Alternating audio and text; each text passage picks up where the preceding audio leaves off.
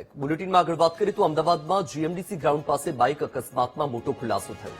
બાઇકને પૂર ઝડપે ચલાવવામાં આવી હોવાથી અકસ્માત થયો. સ્પોર્ટ્સ બાઇકની સ્પીડ 163 કિલોમીટર પ્રતિ કલાકની હોવાનું તપાસમાં ખુલ્યું. અકસ્માતના સ્થળ પર મૃતદેહ બાઇકથી 100 મીટર દૂર હતો.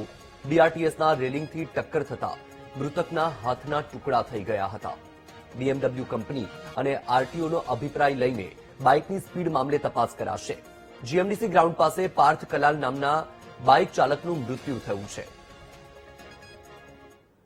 અંજન મંડળ 4 રસ્તાથી હેલ્મેટ 4 રસ્તાની વચ્ચે ગઈકાલે રાત્રે 11 વાગ્યાની આજુબાજુ એક બીએમડબલ્યુ કંપનીનું બાઇક GJ1 VY 8888 નંબરનું એના ચાલક પાર્થ કલાલ નાઓ છે.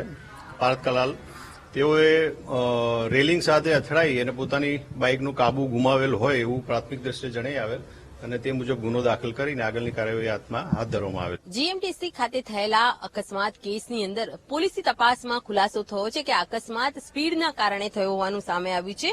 બીએમડબલ્યુ સ્પોર્ટ્સ બાઇક ઉપર જઈ રહેલો પાર્થ કલાલ જે સ્પીડમાં જઈ રહ્યો હતો એ દરમિયાન તેનું પોતાના બાઇક ઉપરથી કાબુ ગુમાવતા તે ત્યાં જ પટકાયો હતો અને જે બીઆરટીએસના રેલિંગની અંદર અથડાતા તેનો એક હાથ કપાઈ ગયો હતો અને માથાના ભાગે ગંભીર ઈજા પહોંચતા તેનું ઘટના સ્થળે મોત નીપજ્યું છે. આ દ્રશ્યો આજે બીએમડબલ્યુ સ્પોર્ટ્સ બાઇકના છે, જ્યાં જ્યારે પોલીસ ઘટના સ્થળે પહોંચી હતી અને જ્યારે બાઇકની તપાસ કરી હતી એ દરમિયાન જે સ્ક્રીન હતી જે સ્પીડ ચેક કરવાની એ જ્યારે ચેક કરવામાં આવી તો સ્પીડ 163 ની સ્પીડ બતાવવામાં આવતી હતી, જેથી 160 થી ઉપરની સ્પીડમાં આ બાઇક ચલાવતું હોવાનું સામે આવ્યું હતું. પરંતુ હાલ તો પોલીસ દ્વારા બીએમડબલ્યુ કંપની અને જે આરટીઓની દ્વારા ચકાસણી કરવામાં આવશે કે ખરેખર સ્પીડ કેટલી હતી. પરંતુ જે પ્રકારનું અકસ્માત થયું છે અને જે પાર્થ કલાલનું મોત થયું છે તેની પાછળ સ્પીડ મહત્વનું કારણ જવાબદાર હોવાનું સામે આવ્યું છે.